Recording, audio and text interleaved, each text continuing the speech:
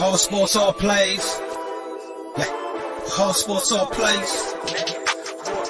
All sports, all plays. 365, we making a plays. We talking the game, get you to the days. We're high in the court, the dime in the lane. Variety topics, living the same. All presentation, sports information. In the airways, taking the nation. All sport, all plays, like working your faces. Grace at the field, so tie the laces. All sports, all plays. Yeah.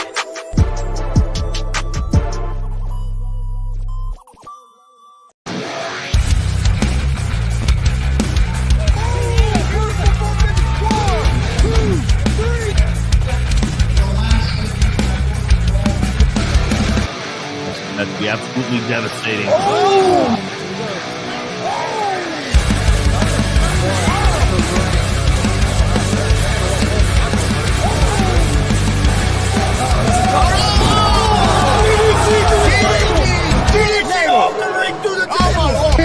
This is Joey Owens' show. They've been trying to get me on this podcast forever, and this is the worst damn podcast I've ever been on. So you all can kiss my ass while I win this match.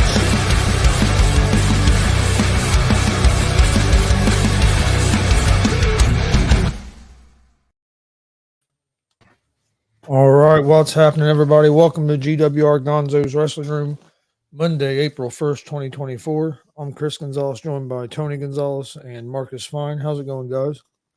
Great. Going real good. Had a really good weekend of wrestling. And, Long weekend. and Another long weekend of wrestling. I've watched all kinds of wrestling today. I watched WrestleMania 6. I watched the Bray Wyatt interview. Been watching the CM Punk interview that I think people are going to go crazy about because he come out and told a lot about AEW, told a lot about how he got back in WWE. Pretty interesting stuff. Matter of fact, I still got to finish it. Yeah, I'm gonna watch that as well. But watched last night. Watched the Roman Reigns doc, and I liked it. I know Mark is not a fan of it, or at least what he's seen of it. We'll talk a little bit about that in a little bit. Okay, guys, we've got our independent wrestling report. Marcus, I'll let you start that off because you had a show Friday night. Yep, Friday night. WCW at the Outlaw Arena. Not a bad show. We're guessing 50 maybe, but they were good, and we did see some new faces. So I think a lot of people's at Squared Circle, to be honest with you, but we did have some new people at the Dub on Friday, Comic-Con people. So Yep, that's good. we'll see what happens this week. But anyhow, Cousin Cooter defeated the WCW Territorial Champion Kenneth James in a non-title match. Pogo defeated Too Loud Timmy Jackson. Max Sterling defeated Will Asher. And then Reggie came out and brought out TJ Powers and Itch and took the belts back off of them and told them they didn't win it since it was a six-man tag type thing. And so he put the belts back on Jackson, Morgan, and Phoenix. Then he told TJ Powers, you have a match, and it's now. And he beat War Ready Maliko. Brody Bawkins defeated Damon Ace to retain the WCW Gunslinger title. It's the first time I think I've ever seen Damon Ace, but he's really good. Ruthless Domination versus the tag team champions of Jackson Morgan and Phoenix ended in a double DQ. They were literally just fighting everywhere. Main event, WCW Outlaw Champion Hidari defeated David Light in a non-title match. So, not a bad show. Okay, next show up we can all talk about. We was all there, and that was the Bearcat Rumble on Saturday night. You sure you was there? I was there. All right. Marcus was there. Yeah, Marcus got an award. I was there. Thank everybody for that too, or everybody. Well, some people wasn't there, so I was just wondering. There was some missing people. I know who you're talking, and when we go off the air, I will explain what I know. Okay. If it's who I think we're talking about. Yeah, I'm sure it is. So yeah, Billy Buzz and Warren Misery and Justin Danger. What's up, Billy? Guys. Justin. Warren. But yeah, everybody, Kelly and I did get the Dave Schultz Award this year, we're very honored for that. So that was very cool. I Mhm. did know about it ahead of time. I didn't tell nobody. I didn't tell Chris. I couldn't tell if Chris was pulling my leg or if he really didn't know, but evidently he really didn't know. So No, I didn't know. But I tell you, I thought they put off a real good show. I Mhm. still don't know about the numbers. I'm gonna say, what did Kelly think on the numbers? Or I know she Uh, normally. I think she said it was between 3 and 4, probably closer to the high 3, mid to Yeah, high 3. I know on the floor there's 125. I know that, and then and that sold 300 pre-sale. So and I know some, so I'm gonna say close to 4.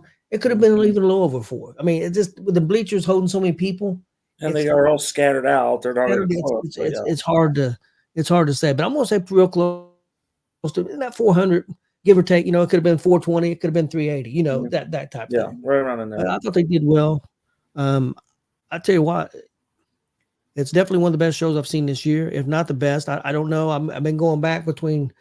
I've got 3 shows now that I'm going back and forth. One I seen at Comic Con, which you didn't get to see, and then of course the other DCCW show we've seen this year is the 3 shows that are really I'm kind of fighting over right now for my show of the year. And then I have Brody's show and Marion to throw in my Yes, loop. yes, So yeah, there's a but here real quick, I've got the results for that. It started off Ladari against Hoss Huxley, and I thought it was an outstanding match. I really enjoyed it. I thought it was a good match to start off with. Everybody, about every crowd that we go to loves Ladari. He gets the crowd going. I thought the match was really, really good and really enjoyed it. What do you guys think? Well, I agree. That's like the 3rd or 4th time I've seen Haas here in the last 2 weeks, and yeah, he's good. And putting him up against, I actually think he was bigger than Hidari, if you Yeah. not by much, but I actually think he was taller and a little beefier. So it was good seeing the battle of the big men that knew how to work.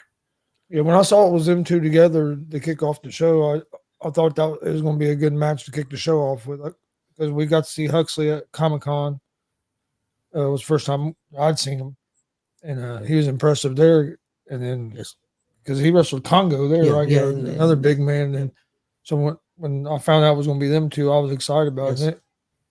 It lived up to the expectations. Billy Buzz is asking Marcus, what is the David Schultz Award again? It's an award that DCCW gives out to normally like an amateur-based wrestling figure. Was that the right word, Tony? Figure. Somebody that's Yeah. been involved in the amateur wrestling business somehow. Yeah, I got it last year, and it was for what I did with sports in general, but it was wrestling and also baseball and stuff. I think they're just giving it to people that support, community stuff and things like that, and you doing all the shows that you do and giving back, trying to shine a big light on the sport of independent wrestling. I think that's why you got it. Right. And then there was 2 of us, Yes. but the other family couple was not there. I think it was a couple Terry told me that was more based around the amateur wrestling part of it, but they were unable to attend. So there's actually 2 of those Yes. that was given out this year. Kelly and I happen to be one, and we're very honored with that. So Okay, the next matchup we had Logan Myers versus Rachel Armstrong. I thought that was a real good match. I really enjoyed it. Of course, Marcus, you had a little history there with the guy that came out yes, with Logan it was good Myers. to see. It was good to see Quicksilver, a legend, one of the very few remaining ones that actually was trained by Dick the Bruiser.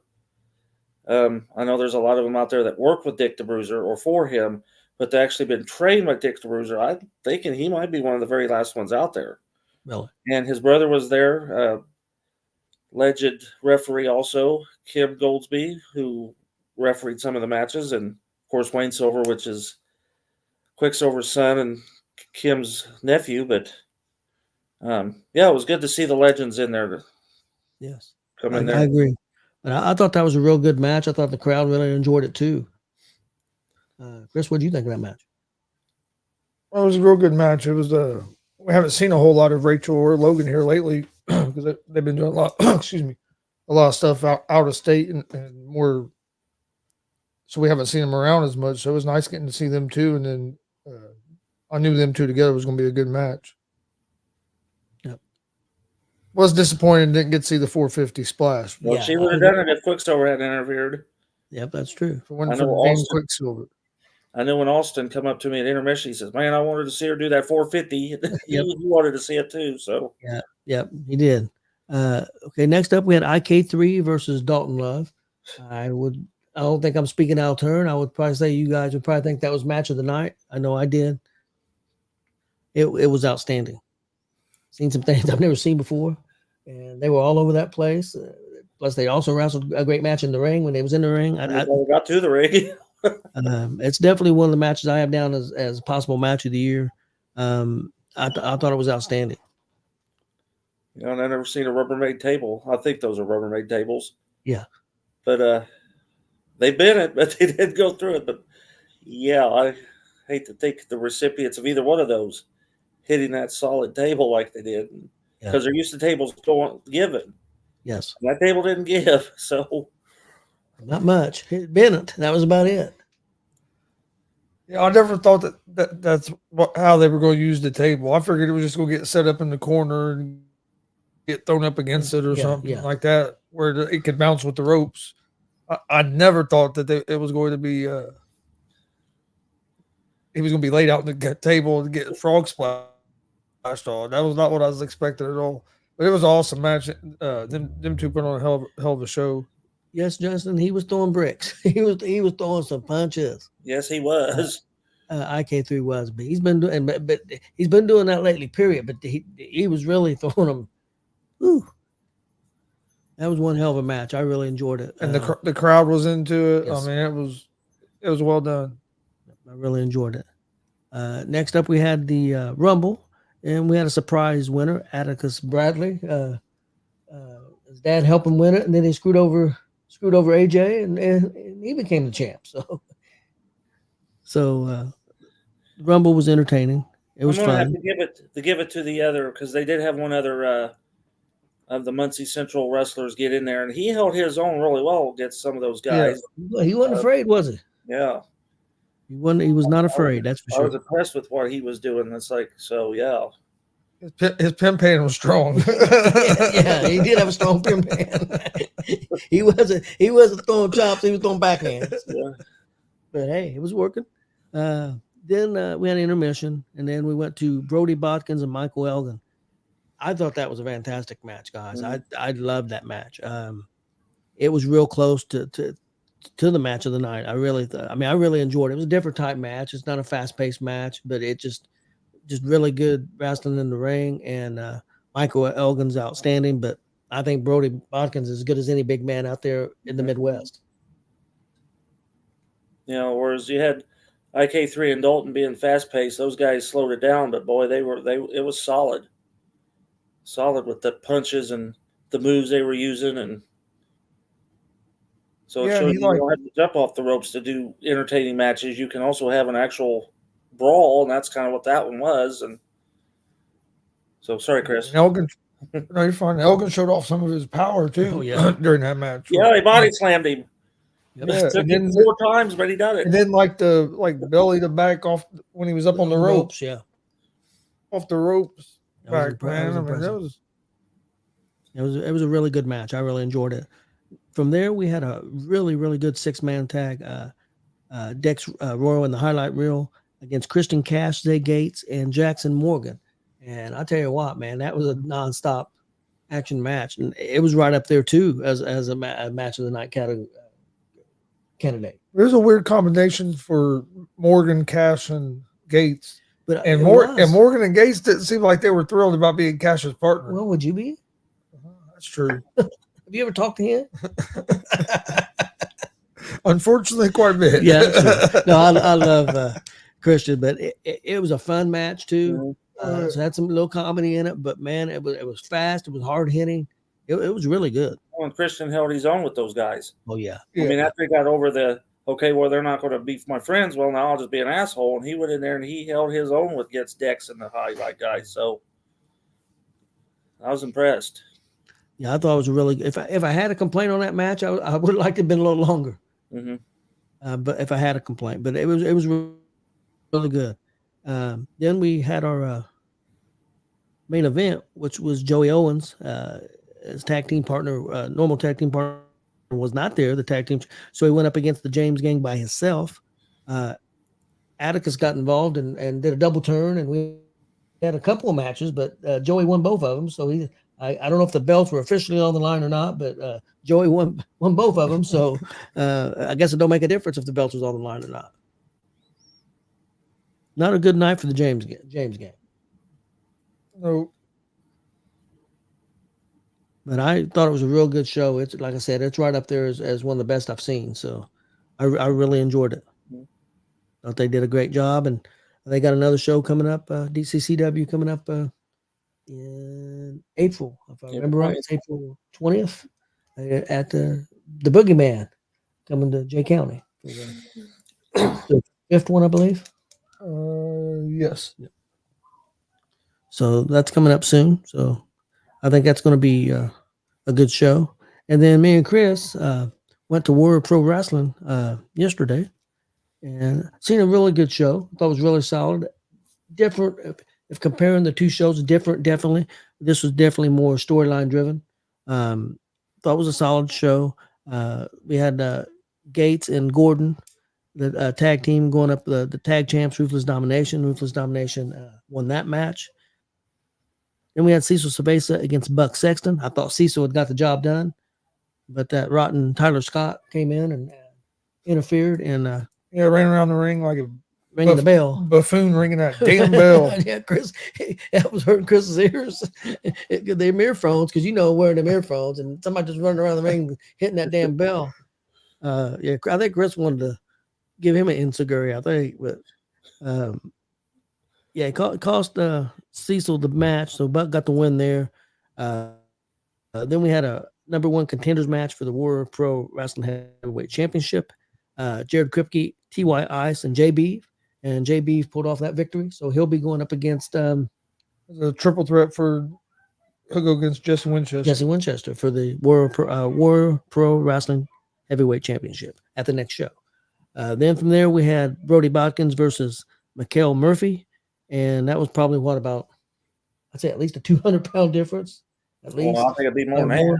Probably more. Probably more I was trying to be nice, but yeah, probably 250. Nice. At least 250, probably. 35. I mean, yeah, but he. What the hell have you decided to worry about being nice? Well, it's got to happen at least once a week for a couple minutes, and then the rest I'm a heel. Don't be giving away my secrets.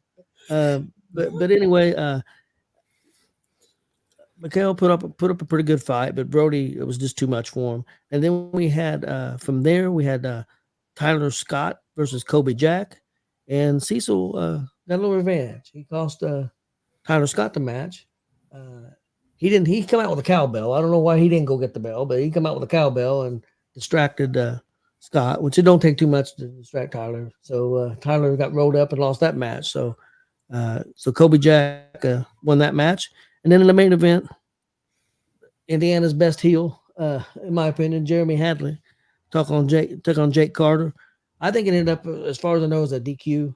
Yeah. The referee got Carter won by disqualification. Yes, because of Buck Sexton, who did commentary on that last match, and he came in the ring and beat the heck out of the ref and 2 or 3 times. Yeah, I got a bone to pick with you, Marcus. You don't show up, I get left having to do commentary with Buck Sexton and David Lee. Well, I thought David was good. And your dad. Oh, you did get screwed, did you? I went over and sat with Warren Misery. And sat over there with the king of the world over there next to. Oh yeah, Glenn wins that. Glenn wins everything. Wins the VIP seat. He's over there, got his feet up and eating pizza and drinking cokes we was teasing him earlier today on our earlier show. We was teasing him, surprised he even shared that pizza with a friend.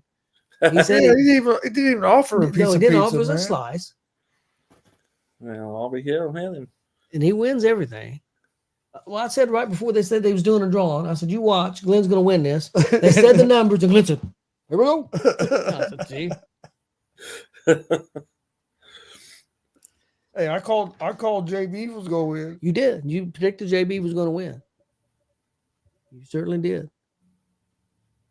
Yeah, see, Warren said he was right next to him the whole time, and he didn't get offered any. He was sitting right next to him when he won. And then he left Warren sitting over there by himself. I said, F you, Warren. I'm going over here and relax.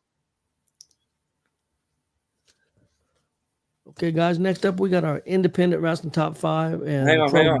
I have JICW. Oh, I forgot. Sorry, Marcus. Go ahead. Yeah, that's right. Because thanks to our good buddy Roger Moore, who was down at JICW in Martinsville.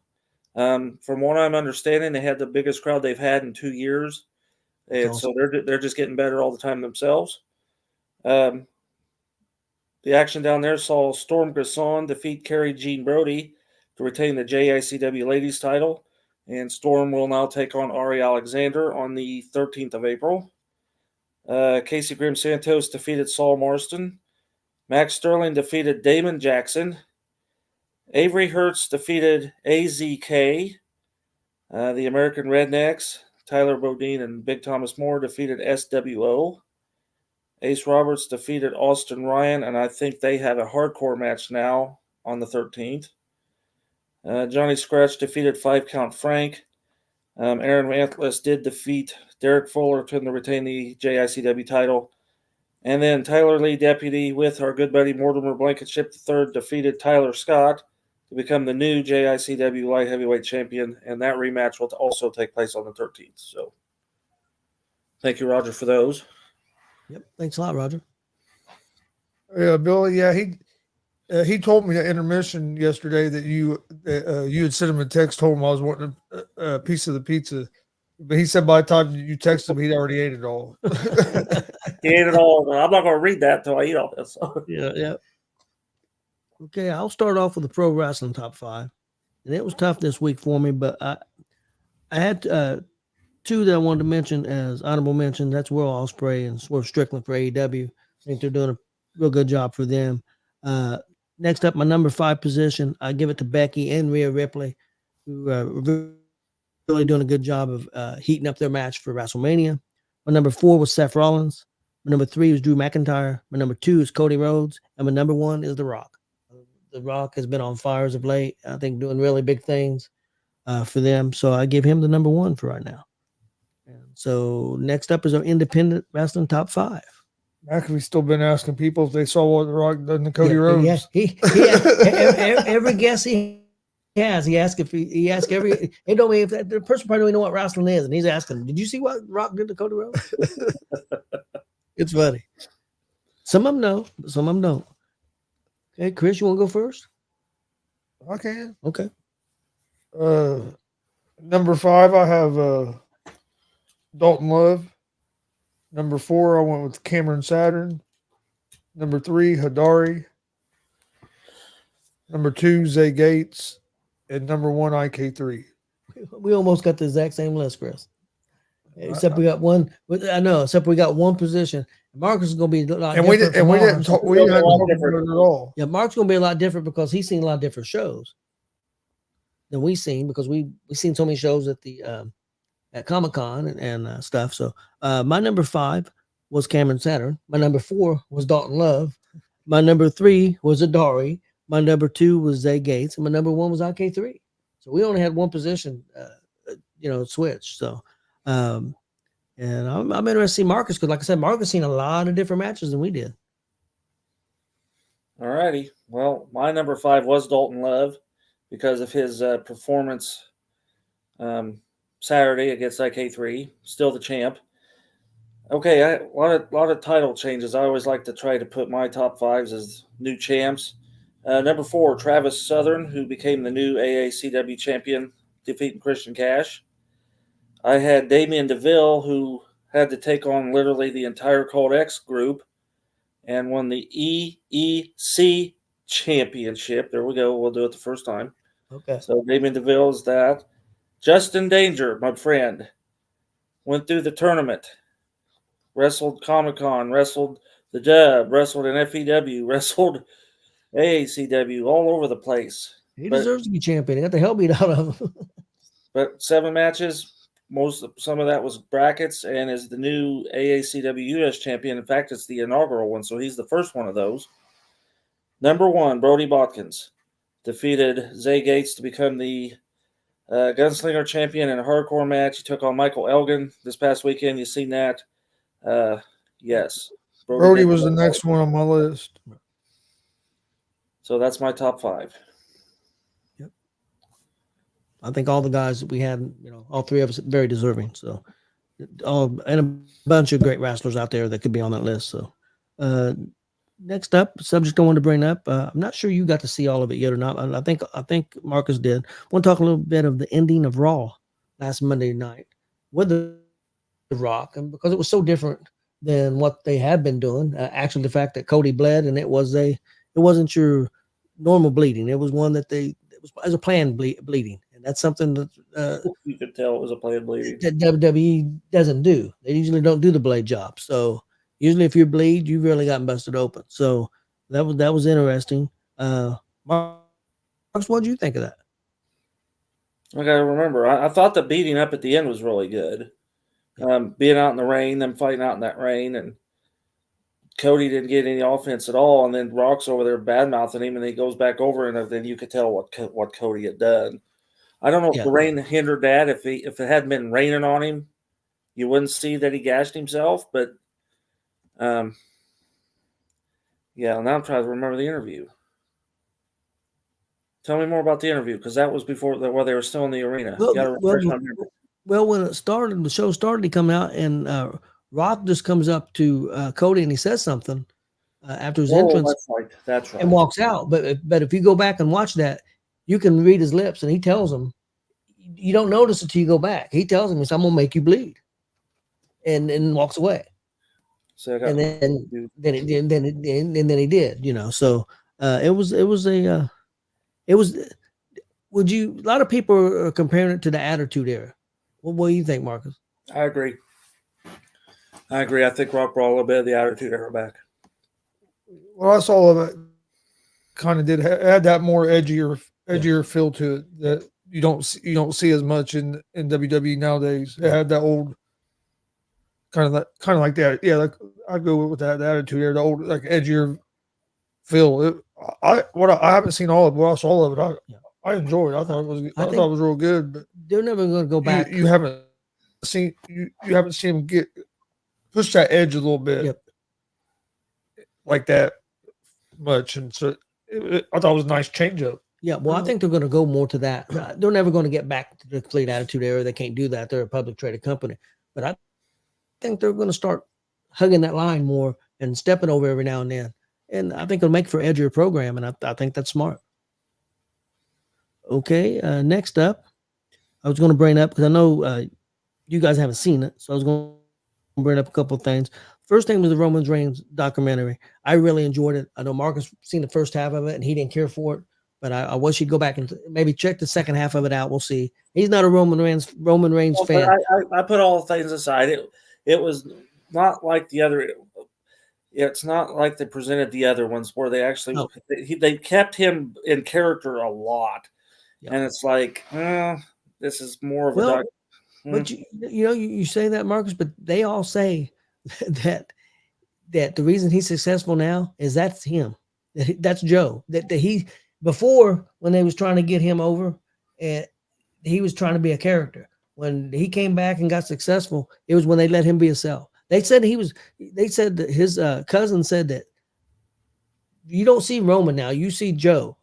Joe's always been a dick, and they said that's him.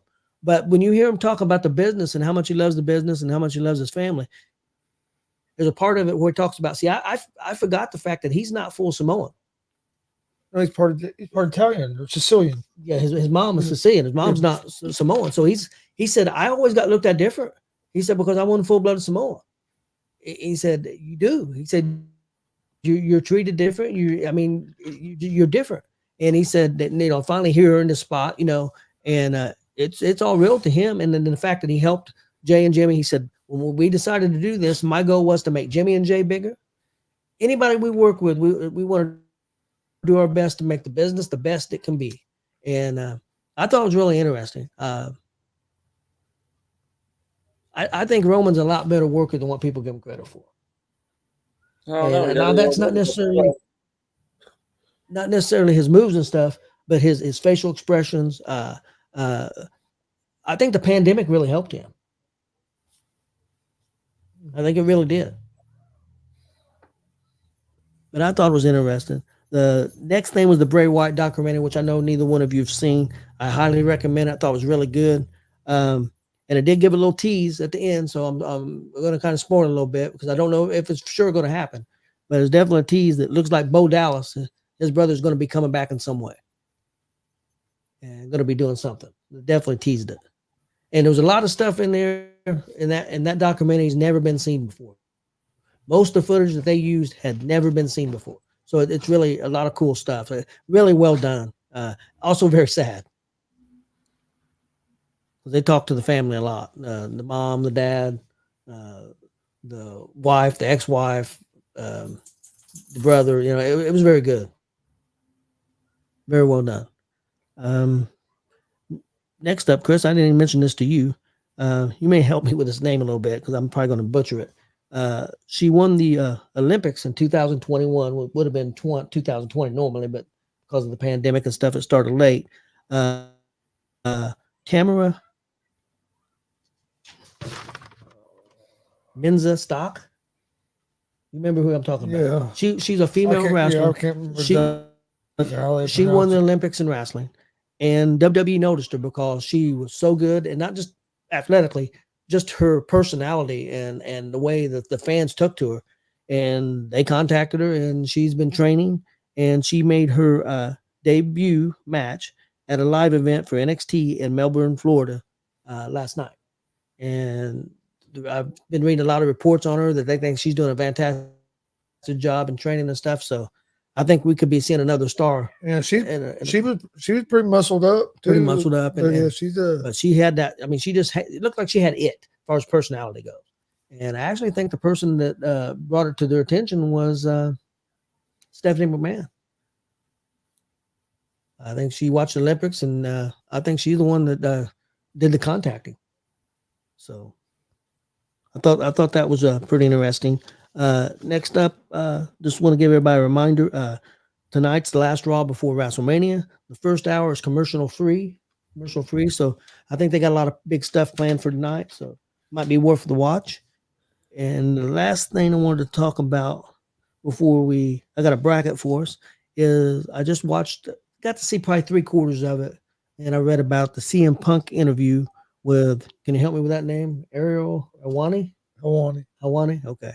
Or Helwani, whatever the hell. It's I think it's actually Helwani, but some people call him Helwani. Helwani, okay. He does a lot of UFC stuff.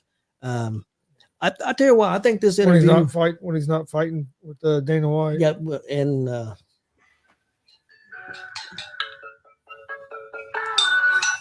haven't had that for a while. or Tony Khan. Yeah, Tony Khan hates him. I was going to bring that up. I think that Warren calls him a WWE homer.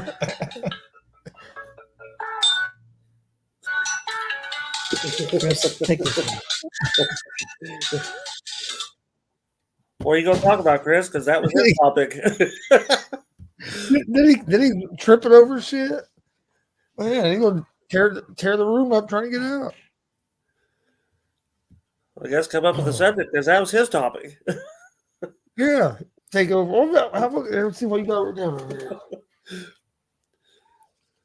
I haven't watched it yet, so I can't say a whole lot about the interview because I saw it was on YouTube earlier and was like, oh, that's something I'm gonna have to check out because I'll be interested to see what Punk had to say about everything, but I haven't seen any of it yet. I will watch. I got a lot of shit to try to catch up on. Also have like 12 Comic-Con shows still to try to get posted. I have. So it's choke me. Hey, you know it's there. It's what you tell me about that damn stool out there back there. That's true. You know it's there. That's true. That stool's been there for a lot longer than that's been there. Damn it, the hell. Okay. I watched the interview, and I think it was planned by the WWE. What are you laughing about? We're laughing at you. Started a topic, ran out of the room, and we're supposed to okay, how are we supposed to continue on? And then you come in like what are nothing you guys happened. talking about? Yeah, you came back in, started a fight right where you left Well, off. hell, what am I don't know what you're talking about. So what the hell am I supposed to do? Okay, what was you guys talking about? No, go ahead. It was just funny because you came right back in and like just picked up like you never stopped. I don't know what else I'm supposed to do. Billy wants to know what we got to do to get you in that ring. There ain't nothing. Bribe my wife. Yeah, That's about it. we had 3 of the Mexican jumping beans. All of them were in the arena on Saturday, and not a one of them walked to that ring. I think we can talk Austin into it. We could have had a He's not real triple bright. I think threat we can 6-man tag team going on. You could have been in there with, I don't know, you guys want to be in there with those other 2 teams, but No, I don't. No, Joey kill me. Ain't no way. I'm not talking Joey Joey. wasn't I'm in talking the Jack for highlights. No, I don't want to be in the ring with them either. Jackson. And I definitely don't want to be in the ring with Jackson Morgan. I thought he was your buddy. We're getting along. I wouldn't go that far. Earlier he said he was his buddy, did he? Vargas? No, I didn't say I didn't say he wouldn't kill me still.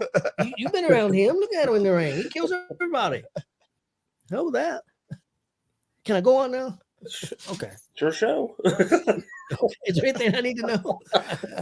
No, I'm on borrowed time anyway. I only got a few months, so I'm gone. So Yeah, if you really don't, you got to the Bearcat Rumble next year. If you don't win that award, you're out. We'll bring Blaze in, and he's got a year to get the award, and then he's out. you guys will get that damn Luigi to replace me. Luigi couldn't replace nothing. Hey, we do want to thank Johnny Blaze for running our camera Saturday and helping the commentary. Definitely. He did very a great well. job. Did a great job. He talks like he wants to do it more. Told me anytime. Yeah, most let us definitely. know. Yeah, like I said, we might need a replacement for you. I think. Oh yeah, that's true. You guys better start teaching them how to run this part. That's true. Teach somebody how to run that.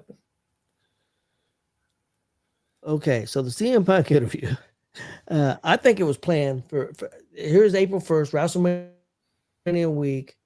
He hasn't talked about any of this stuff really at all. He goes on his show, who Tony Khan hates. So, and Tony Khan don't like many people. Well, that's true. Doesn't Tony Khan hate LaGreca and them now? Yeah, he he turned on them too once they start having any criticism at all. He can't take any criticism at all. He really can't. Got him. Oh. But one thing I thought was interesting Punk talked about is the first time he talked to WWE was the Monday before Survivor Series, which was that Saturday, so the Monday before that. And it was the other Khan. Do you remember his first name, Chris? For WWE? Nick Khan. He called him and talked to him about the Royal Rumble. He said, well, why the Rumble? He said, why can't we do something earlier? And he said, well, don't you have a clause where you can't do anything? He said, no, I don't have anything. He said, I wish I'd have knew that before now. They would have probably called him the night after he got fired. But so they started talks, and he said that he signed the contract right before he walked to Gorilla and went out to the ring that night of Survivor Series. That's when he signed the contract. So I thought that was pretty interesting. He also said in an interview that he thought AEW is a joke and Tony Khan is a clown. He did say he thought Tony Khan was a nice person, but he not a boss. Not a boss. I did see that quote. He said AEW is not ran like a business or focused on making money. And he said, if you're in this business, that should be what your focus is, to make money. Said when he got into it with Jack Perry backstage there at that big event there in I believe that was in England, if I remember correct. He choked him a little bit, and Yes, I did see a quote where he said, "I didn't punch nobody. I just choked somebody a little bit." he said he choked him. He said he choked him a little bit. He said Samoa Joe told him to stop. He said he stopped. He said he told Tony Khan that this is a joke, and he quit. He said Samoa Joe talked to him because they were supposed to have a match. He went out there and had the match with Samoa Joe. So he went out there and wrestled, and then he got fired. So that was a lot of the parts of the interview. I haven't got to see all of it yet, but that was some of the parts. So I thought it was pretty interesting. Of course, you know, you've heard 2 or 3 different sides. It's probably somewhere in the middle. Probably nobody was right in that situation, but I there's no doubt in my mind that place is not ran like a business or ran like it should be, and that's a big part of their problem. I'd say that's the main problem. They got plenty of talent over there. They paid plenty of money, so that's not an issue. But it's just not being ran the right way. Okay, I got a bracket. It's a 16 man bracket, and these is from top10s.com. The most important people in wrestling history, according to them. And our first one, this is going to be an interesting matchup. Number 1, Vince McMahon against number 16, Eric Bischoff. Vince. I will say, and the topic is what? Most influential? Most important people in wrestling history. No, it'd have to be Vince. I mean, Bischoff made a big difference. The fact that WCW helped a lot of wrestlers and get paid more money. I'll be honest. I don't think Bischoff. I ain't seen the other people, but I don't think Bischoff should be that low. Be number 16. I think Bischoff was seated kind of low. Yep, I agree with that. But he's not near important. He's not near as important to the wrestling business history as, especially when you see some of the Vince names. McMahon. Especially when you see some of the names, like one that's number 8, which I'm sure he was very significant. But I went around then, so I really can't relate to that. Next up, well, this was number 8 against number 9. It was Gorgeous George, somebody I don't know a lot about, against number 9, Stu Hart. Who was more important in wrestling history, Stu Hart or Gorgeous George? Well, Stu Hart was a promoter and a trainer. Gorgeous George broke the barrier for ring entrances. And he was probably sports entertainment. Yeah. You know, first sports entertainment. But when you take Stu Hart, look at the people he trained. Yeah. Well, hell, he birthed half of them. Fathered half of them. So that's true. I think I'm gonna say Stu Hart, but I'll be honest. I know a lot more about Stu Hart than I do. Well, there's not a lot out there about Gorgeous George. They're talking real early stuff. Yeah. The only thing his claim to fame is because he broke that the way a wrestler should look. Yep. The normal, and come out wearing the big coats and them funny looking and like hair things and the perfume, and had a valet. He was one of the first people to have a valet. And see, when I was growing up, it was, you always heard about the dungeon. Yeah. Stu Hart. Well, you know what I mean? You was a big Bret Hart. Hart. But that's I was a big Bret Hart fan too. But yeah, I mean, you heard. So I think Stu Hart too. What do you think, Marcus? Oh yeah, Stu Hart. It's definitely Stu Hart. Okay. Next up, number 5. Stone Cold Steve Austin versus number 12, John Cena. See, now you're talking. That's a hard one. Yeah. I'm going to go, and the only reason I'm going to go with Austin because he's the one that brought WWE back to our side, the ratings back to us, this side. Okay, and I don't disagree with you, and I'm probably going to go with Austin too, but I think the argument for Cena would be he did it for so long. Yeah. I mean, he was that guy for 5 years. He was that guy for what, 10 years? Well, he's still doing it if you think about it. Yeah. He's still a big representative for. I think was it a 12? What he was? The 12 seed is what you had. Cena was a 12 seed. That's low. He should be a lot higher than a 12. Well, on here right now. We got Misery with Austin and Billy Buzz with Cena. I'm gonna say Austin, but that's tough. Yeah, I'll go Austin for what he done, but I can't count Cena out either. Well, I mean, they could have went out of business if they don't. yeah. So I think I'm gonna have to go with Austin, but it's really tight. But I think Cena should be a lot higher than 12. Yeah. Well, wait till you hear this one. Number 4, Andre the Giant. It's number 13, The Rock. 13. I say I'm gonna look at different.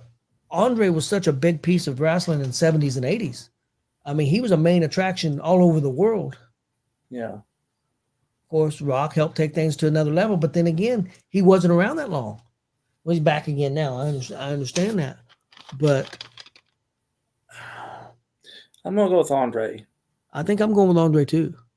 And it's really close. I mean, this is really close stuff here. Because you're right. He was an attraction. And, yeah. He sold tickets, but they knew how to use him. I'm going to go with Andre as well because without Andre, the early WrestleManias, without him and Hogan, I mean, that changed the whole business. If that don't happen, who knows where it'd be at now? I got number 3 against number 14. Number 3, Bruno San Martino against number 14, Mick Foley.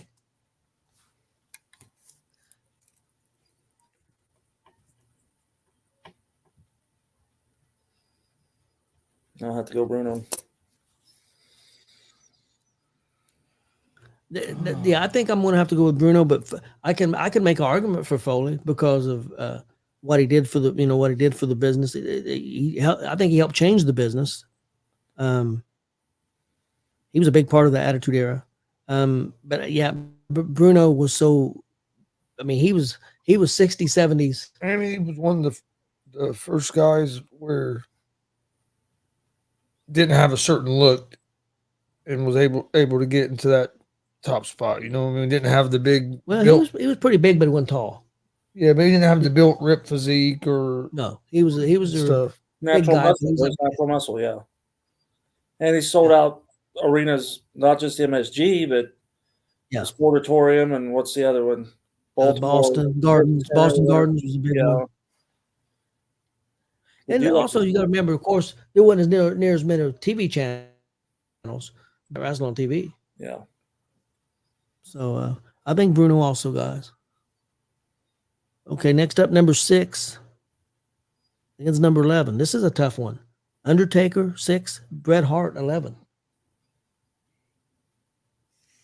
Let me say something.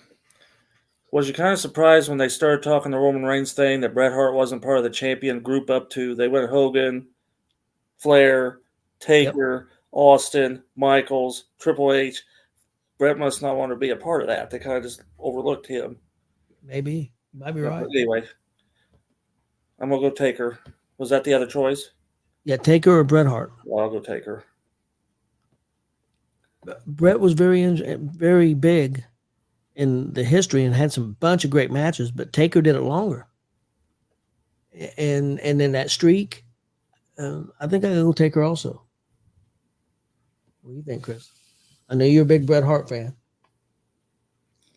I might say Taker just because of longevity he had, and I mean how big that streak got. Then you had he was able to keep reinventing himself. You had the American Badass version. I would have to go with Taker. Next up, number 7, Paul Heyman versus number 10, Shawn Michaels. Well, I'm going to have to go Heyman. I think so too. ECW, all the people he's managed, all the people. Just listen to him. That dude's a genius. Yes. And no, don't get me wrong, Shawn Michaels has been fantastic for the business too, but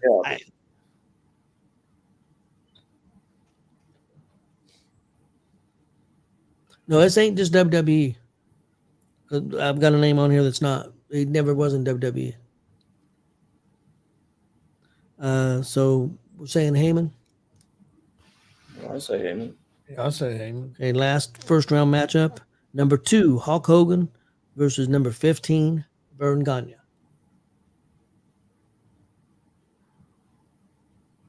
Vern Gagne was a great champion. Had a really great promotion at one time. Hogan's the one that caused the But wrestling in the Hogan- world to be where it is today. Yes. So I think you got to go with Hogan. I say Hogan. I mean, Vern was good, and Vern was a part of Hogan, big part of Hogan, but And and real Ric quick, Flair. And Kurt Hennig. Yeah, I mean, he's that's- got tons of people under his belt, but Rick, and that's the quick. What about Ric Flair not being on this list? well, I wrote down a name. I had Pat Patterson. I was surprised he wasn't on that list Yep. because he was Well, his backbone there for a while. I mean, Flair, to me, I don't know how he's not on this list. Yeah. Well, Warren's asking about Jerry Jarrett. He was a good promoter, but he was more. He never had a big, not a huge promotion. Jerry Jarrett was very good though. Von Erichs. Do you think the Von Erich story hurts him? Mm-hmm. Everything that happened. If there would have been more success and not all the death, maybe. Who knows what it would be like if that. I mean, one I maybe. do agree on Cornette. Cornette's been very influential in this business. Cornette could be on that list, definitely. You think Cornette's personality hurts him, Yeah, I think it could. especially in the later years? His opinions. Well, because his opinions, he has these opinions, and he ain't. Cornette's the best. And that's what gets him in trouble. Yes. I even saw an interview the other day where G.W.R talked about Cornette was talking about it. Because I might not always agree with him, but the man is a wrestling genius. Yes. And he goes, we might not have the same opinions, and that's fine. He said, but yeah, he talked about Pat McAfee. JR did talk about how great Pat McAfee is and how he didn't expect McAfee to be this good this quick, and on doing the commentary and stuff. But yeah, it was pretty cool. I don't think Jerry Jarrett. I think Jerry Jarrett was great, but he was just more regional. More territorial. I think he was fantastic, but I just think he was just too regional. Okay, next up we got Vince. Number 1, Vince versus number 9, Stu Hart. I don't think it's close. Vince. I mean, it's, if you ever hear any of these people, did you ever notice they all ended up going to Calgary at one point or another? Yep. Before they really became good. A lot of them. That's true. I mean, he influenced a bunch of careers. There's no doubt about that. But yeah, it's still got to be Vince. Look where we're at today. That's because of Vince. Back in the early WWF days, you guys might know this if they did or not, because they didn't have like the NXT and stuff. Did like when Vince had young guys? Did he send them to Stu? He sent them to a place in Illinois or Ohio, OVW. They did send people. They did send people to Calgary, USWA. Heartland, wasn't that one of them? Heartland that had Les Thatcher.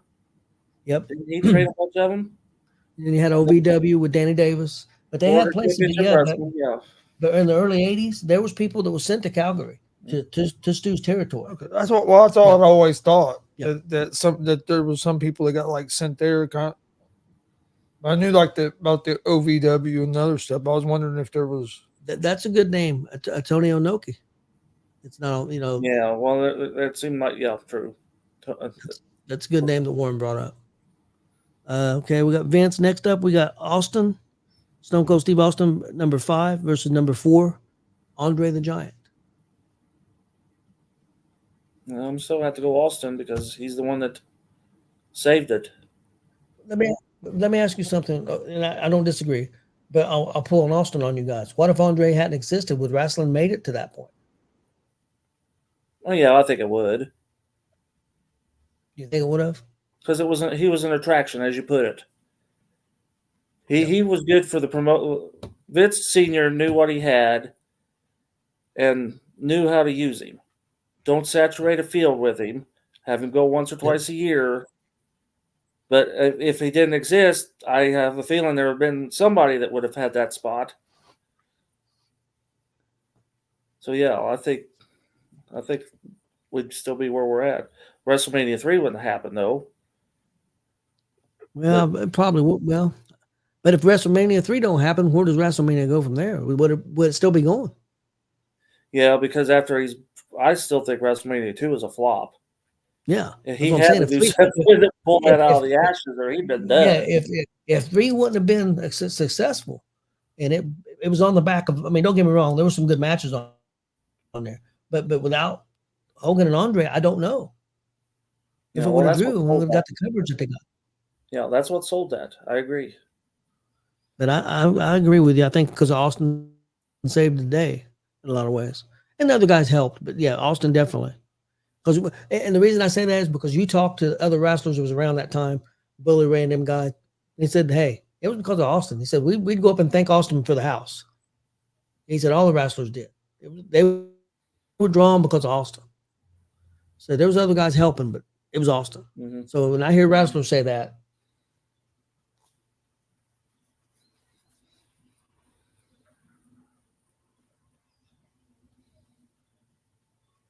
well, I disagree with you on that. More on 2. 2 wasn't great. WrestleMania 2 wasn't great. It was 1 terrible. one was good, but again, 1 was the first of its kind. So and then 2, I don't think was that good. I don't think if 3 wouldn't have been a huge success, Vince could have been in trouble. That's just my opinion. And I think Andre Hogan match sold it. I don't know. Could a Steamboat and Savage sold it? I don't think so. Even though they took the show, I don't think Yeah, that would have yeah. sold the event. Not at 92,000 people. Yeah. Okay, next up we have Bruno Sammartino, number 3, versus number 6, Undertaker. Who's had a bigger impact in wrestling history? I'm gonna say Undertaker. Yeah, I'm gonna have to go Taker.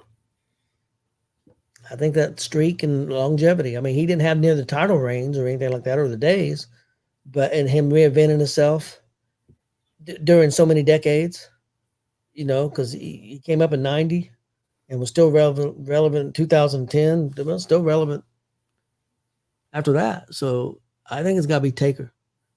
Oh, Billy Buzz, he's out there East Coast. He got to go Bruno. It's close. I mean, I'm not saying by a long shot, but I can make an argument for Bruno for all the sellouts he did and everything. But But I again, gotta go with Taker. then now you're talking regional again. If you really think about it, That's true. But he did wrestle. But he would wrestle in the NWA territory. He wrestled in those territories too. He just didn't stay. But yeah, I agree with you.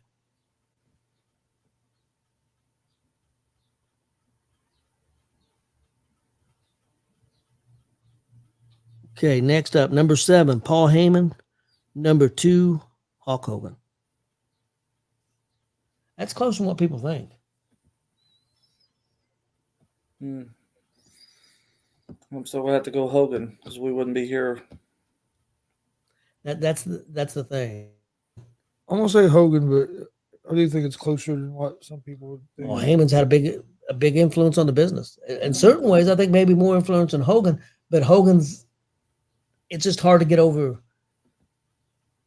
The WrestleMania, and he was so big. It's just hard to get over that. But what about? Do we have an attitude area? Does WCW do some of the things that they do? Because WCW and NWE took from ECW. Yeah. Wrestling would be very different. I mean, I don't, gotta give Heyman a lot of credit. But I think you got to go Hogan. Okay, this is interesting. We're going to battle again. Number 1 against number 5. Vince versus Stone Cold Steve Austin. Well, Vince is the one that created Stone Cold Steve Austin per se, so we're going to have to go Vince.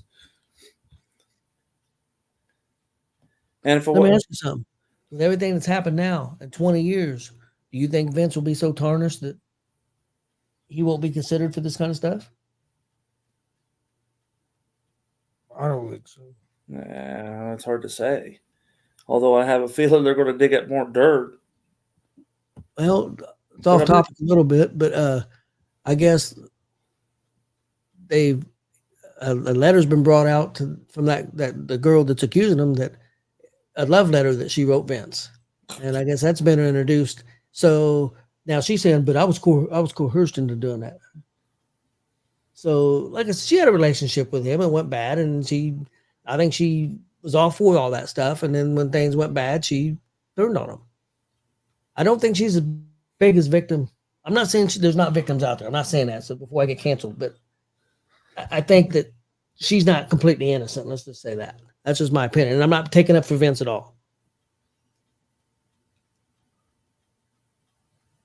What do you think, Chris, Vince, and Austin? I gotta go with Vince. Okay, we got Taker, who was number 6, versus number 2, Hulk Hogan.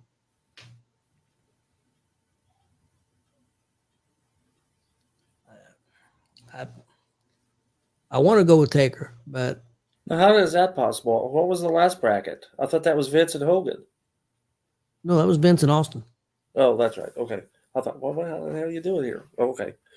Hogan and Taker. Well, I'm going to still go Hogan. I think so too. I want to go with Taker, but Yeah, I think I would go Hogan. But I think honestly, I think number 1 should have been Vince, and number 2 should have been Austin. And that should have been in the. you think so? Oh, you think Austin over Hogan?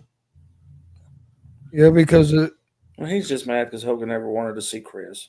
That wasn't me the either. reason I say that is because without the Austin and McMahon feud, and McMahon turned in Mr. McMahon and the Stone Cold feud, WCW might have won that. Yeah. No, that's true. And WWE might have been gone. That's the only reason I say that, because it was them two. It was them two together. Okay. That kind of is what really propelled it. Because Austin got big, but the reason he got so big also was because he had Mr. McMahon. He was Had that villain. You got to have the villain. people tuned in on Monday nights to watch Stone Cold hit his boss. Yes, So, I mean, that's true. that's true. That's true. Okay. Number 1, Vince versus number 2, Hogan. He was doing what everybody wanted to do at work, but couldn't. Smack your boss in the mouth. Now, this is the argument. People will say, okay, could have Vince did it without Hogan? We'll never know. Because I don't know who at that time could have been the guy. That's true. Hogan did have Saturday morning cartoons, and Yep. I mean, Hogan was big. I grew up with Hogan. Well, you know whose idea? Savage. That's true, but you know whose idea was to have them cartoons? It wasn't Hogan's. It was Vince. Vince was the one who made that happen. Hogan wasn't smart enough to, let's have a cartoon. It was Vince that had all those ideas, or his team. I think a lot of it was Vince. Vince was creative. He's a creative genius. Also probably an evil genius and probably a dirty, rotten genius, but it was a genius. Mm-hmm.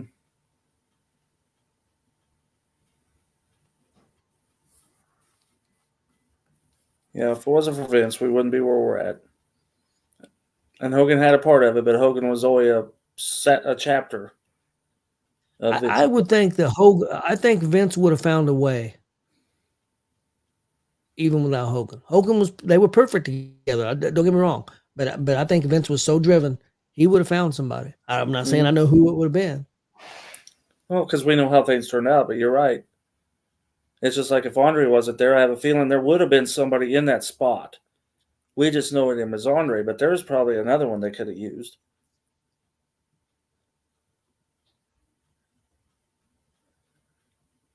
So I think it's going to be Vince, guys.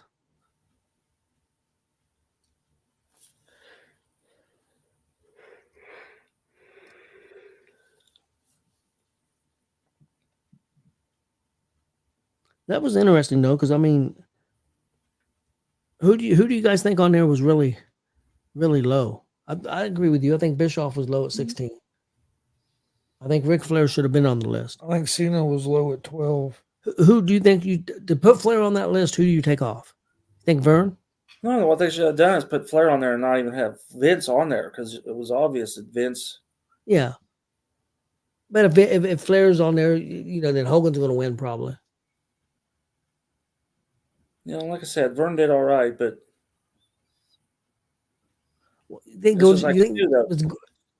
you think because Gorgeous George was the first entertainment type, kind of, do you think that's why he's on the list? Oh, it has to be. And yeah, Gorgeous, that's all he has. That's his only claim to fame, because if you ever seen him wrestle, even by today's them standards, he wasn't that good. No, do you think he's kind of high at 8, don't you? I think he shouldn't be on the list. That's the guy they should have put Flair with. Flair was a much better at it than Gorgeous George. Okay, let me ask you this question: who would you take, Flair and Stu Hart? If we put Flair in at 8 out of Gorgeous George, you'd have to take Flair over Hart.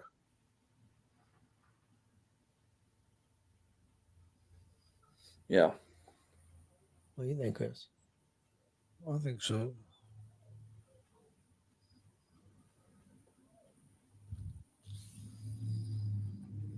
Jared did a lot. I agree. He just don't get the credit because he was regional.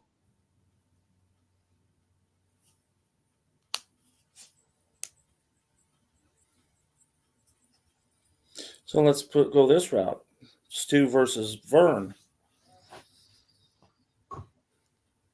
They both produced a heck of a lot of talent. Yeah, they did. Oh shit! What did you do? Busted my knee on the bottom of that. Well, it's been there all the time. I think Vern.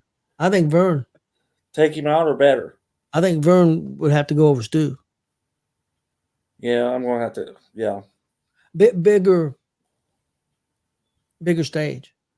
Calgary is not a big stage. Calgary, he trained a bunch of people. Don't get me wrong, but Vern trained a lot of people too, and got a lot more people on TV. I think Vern. Yeah, I will have to go that route too. Think Brett was low at 11. Brett's another one that he did his time, but was he really that much of an influence?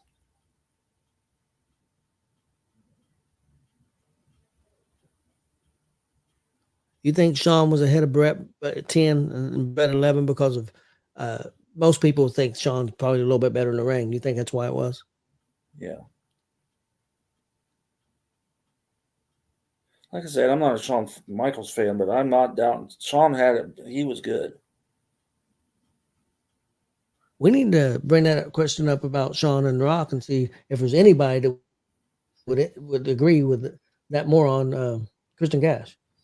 He's arguing with everybody The Rock was better in the ring than Shawn Michaels. And he couldn't find anybody that agreed with him. No, he couldn't find anybody who agreed with him. So if you want to add everything into the picture, then I think there's an argument. Mic skills and everything else. But if it's just in ring, I don't think you got an argument, buddy. I'll tell you a guy that if things keep going the way they are, it'd be a name that would have to be on that list, and that's Triple H. Well, give it 5 years, and that could be. It won't even not take just that. not just was like his wrestling career, but what he's doing as the man in charge the last couple of years. Well, and then he was. And the company's in the probably the best position it's been in. And it was his idea to do NXT. Yeah. It was his idea. He's the one that started NXT. It was his idea. It wasn't Vince's. That was his idea. NXT was his idea. Was it the Performance Center his idea too? Yes, all that was his idea. Yeah. See, I wasn't. Again, I'm not doubting Triple H was good, but I wasn't a Triple H fan either. But I am now for what he's doing now. Yes. If you go by like important or influential, whatever, he's working his way up that list. In my opinion, he goes another 10 years, he'd be top 5. Yeah, he will. Yeah, he will. When you got because even in his career, like D-Generation X, some of that stuff.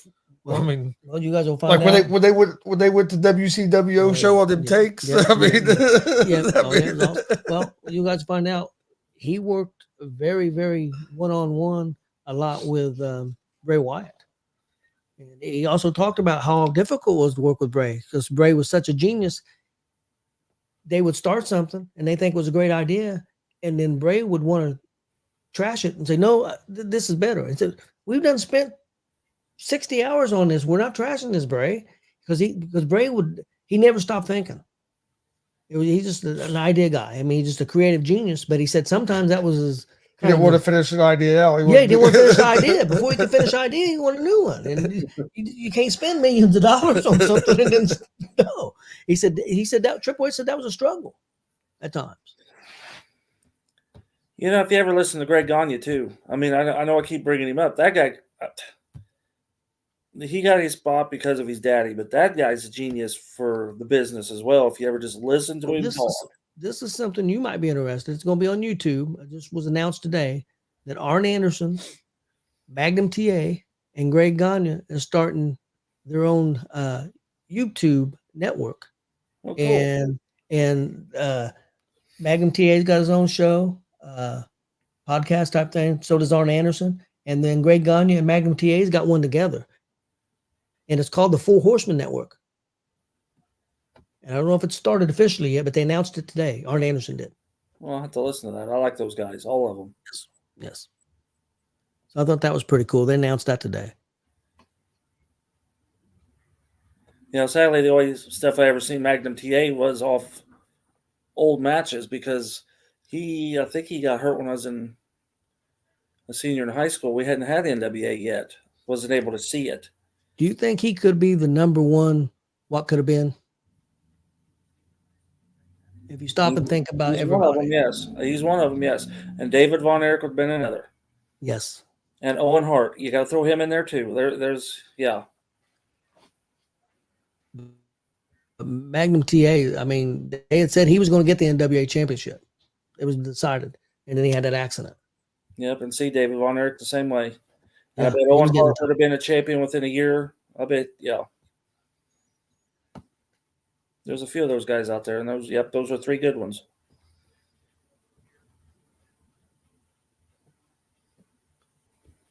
Yeah, I think them are three of the main ones. I'm trying to think of somebody else, but yeah, I think them three are real. Yeah, I agree. Well, guys, I think that's it for tonight. We'll be making an announcement. Chris will make a post, but we're going to do a special on Thursday night. Haven't decided on the time quite yet. A WrestleMania special. We have some special guests. We're going to have Warren Misery on. We're going to have Austin, of course, Marcus, like usual, me and Chris, and I think also Lynn. Big Glenn. We'd have a raffle, but Glenn would win it, so we're not doing raffles. We'll have he'll probably have a pizza party, but we won't be invited. Yeah, we'd have door prizes, but Glenn would win them, so we're not doing any of that. So. Yeah, we wouldn't have a chance. Okay, so what's the topics again? Your top 5 wrestling matches and 5 top WrestleMania shows altogether, right?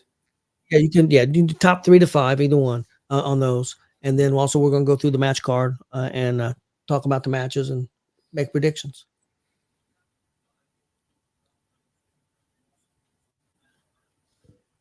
All right. Well, we appreciate everybody joining us. Please. Hey, that's an idea. We could do a contest. We could say we could do a contest of all 6 of us. We'll set Glenn up and say whoever gets the most predictions right wins, and they got to buy all of us dinner.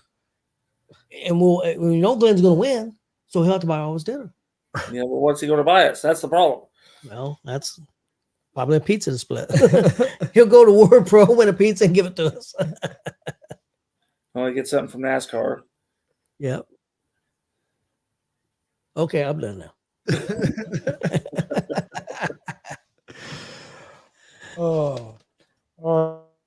Hit that. Please hit that subscribe button on YouTube at Gonzo'S Sports Room. Like and follow Facebook, Twitch, Twitter, Instagram on Gonzo'S Sports Room. Thanks for joining us, and we'll see you guys next week.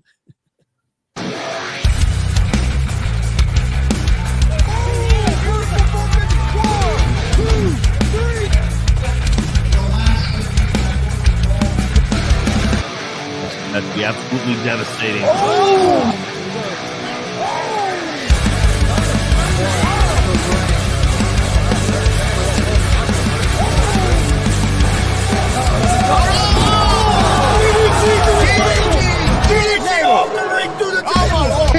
This is Joey Owens' show.